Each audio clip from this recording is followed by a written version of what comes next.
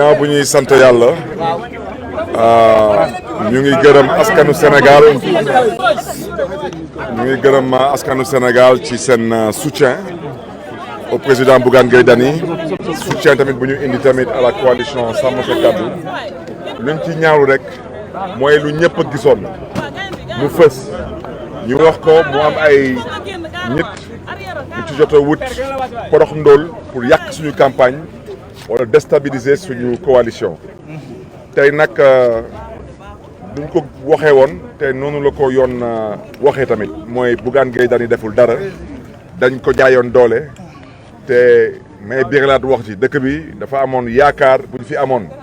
doon woote la séparation des pouvoirs damay waxaat encore lu ma waxoon tey ci suba am na benn Samba Boy bu ne moom dafa bëgg a doon député ci assemblée nationale aldul kalpe lu toll ci juróomi milliards gis ngeen le crime qu'il a posé avec préméditation annoncé crime am dem defi crime am te ba tey kenn waxul ci waxam Bougane Gueye Dany bi doon jël ndimbal ci turu coalition Sàmm Sa Kàddu di ko yóbbu ay concitoyens sénégalais ñu téye ko jaay ko doole te ñëpp xam nañ ko bu baax a baax a baax kon loxo gendarmerie ndaxu si parce que tey gendarme yu fi plaidé ils ont tous plaidé à décharge donc ça veut dire que dafa amoon loxo bu duggoon ci dossier Bougane Gueye Dany ba ñu téye Bougane Gueye Dany te loxo jooju dama koy duut baaraam mooy Mimi loolu mooy wax ci ñu bëgg nag askan bi déggee ko noonu yaakaar bu ñu amoon ci régime boobu tey wane nañ seen bopp heureusement que la justice a décidé de rester debout parce que nag ku def lu baax ñu ne def nga lu baax tey la justice sénégalaise a dit le droit ñu ngi féliciter tamit les avocats de Bougane Gueye Dany parce que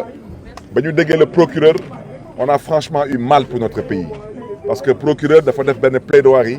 kenn xamul est-ce que dicté la doon réciter wala kenn xamul est-ce que da doon wax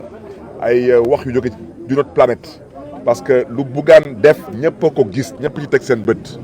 suba nag incha allah dinañ commencer suñu campagne am nañ retard bu mag a mag a mag comme nu ngeen ko xamee retard bi c'est dû d'abord à la prise d'otage pour Bougane Gueye Dany mais retard bi tamit c'était aussi dû à l'attaque contre le siège de Sàmm Sa Kàddu daanaka lépp lu ñu dajale woon ci ay t-shirt ci ay spécimen taal nañ lépp wante yàlla ci mbaaxam may nañu as tuut ndax ëllëg ñu mën a commencer fii bi Tambacounda def commune bi ak def département bi et puis commencer nag enchaîner ak suñu campagne di sakku tamit ci mbokk yi nañu bàyyi xel coalition Sàmm Sa Kàddu le 17 novembre ñuy sakku ci askanu Sénégal ñu sànjil seen xob coalition Sàmm Sa Kàddu pour une assemblée de rupture mais fu may gën a insister mooy sénégalais yi suñu bëggee am président de la république sénégalais laay waxal parce que fu mu nekk ne amagu leen président de la république seen président dafa catu dafa toogagul bu baax su ngeen bëggee am président de la république na ngeen voter la coalition Sàmm Sa Kàddu parce que ñun lu ñu tax a yóbbu assemblée nationale mooy góorgóorlu ba les institutions du Sénégal mën a fonctionner normalement di gërëm ñëpp di sant ñëpp jërë ngeen. monsieur le maire ginnaaw bu ñu libéré Bougane léegi da ngeen di continuer def campagne yu day dem noppalu. non dañuy des tey fii Tambacounda fanaan Tamba suba suñu yeewu suba incha allah ñu commencé suñu campagne ci jàmm ak salaam te di remercier tamit toute l'intercoalition parce que Sàmm Sa Kàddu gis ngeen leen fi tey mais wante gis ngeen fi tamit takku wàllu gis ngeen tamit coalition jàmm jëriñ donc di gërëm ñëpp di gërëm tamit la société civile di gërëm vraiment tous les acteurs qui prônent pour l'avancée de la démocratie sénégalaise te tey ñu ñëwoon tey fii fësal seen cofeel ci démocratie ñu leen di gërëm leen. En français. Quel est le sentiment qui vous anime au sortir de ce point? Mais c'est d'abord un sentiment de rendre grâce à Dieu parce que comme vous le savez la prison ce n'est pas un endroit pour des personnes qui cherchent à œuvrer pour le développement de leur pays. Nous voulons d'abord à l'entame de ce propos remercier toute l'intercoalition qui s'est mobilisée ici pour soutenir Bougane Gueye Dany. On ne pouvait pas attendre un autre verdict. Imaginez-vous un dossier qui n'avait même pas besoin d'être plaidé au tribunal. Les gendarmes ont tous plaidé à décharge. Donc quand les gendarmes plaident à décharge, et c'est eux qui ont arrêté Bougane Gueye Dany, vous comprendrez aisément que la plaidoirie du procureur ne relevait que d'une dictée qui lui avait été transmise pour amuser la galerie. Ce que je veux dire par là, surtout m'adresser au peuple sénégalais, À la dernière élection présidentielle, les Sénégalais ont voté pour un changement. Aujourd'hui, force est de reconnaître,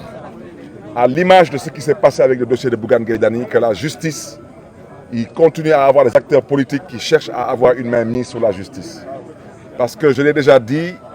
il y a à peu près 72 heures, un homme qui se trouve être candidat aux élections législatives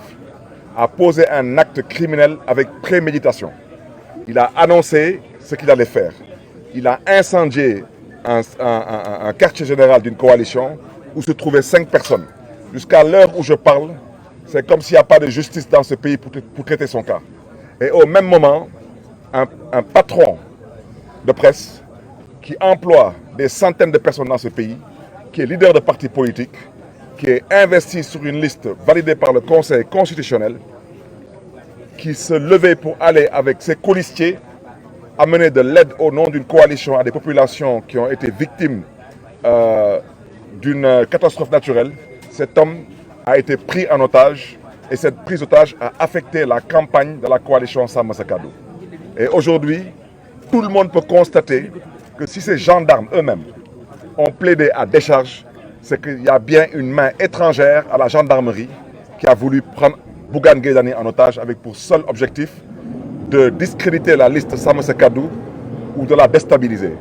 Nous félicitons la justice sénégalaise aujourd'hui qui a dit le droit, mais surtout qui a montré qu'elle a choisi de rester debout. Parce que dans un pays où il n'y a plus de justice, malheureusement, c'est l'anarchie qui prend le dessus. Donc demain, nous allons nous mettre au travail, nous allons mettre les bouchées doubles. Nous commencerons par la commune de Tambacounda, ensuite le département de Tamba. Nous terminerons la région avant d'aller dans les autres contrées du Sénégal. Donc nous voulons vraiment remercier tout le monde et surtout vous de la presse, vous remercier pour votre présence, mais surtout pour votre constance auprès de ce qu'on considère comme étant une démocratie craquelée. Merci.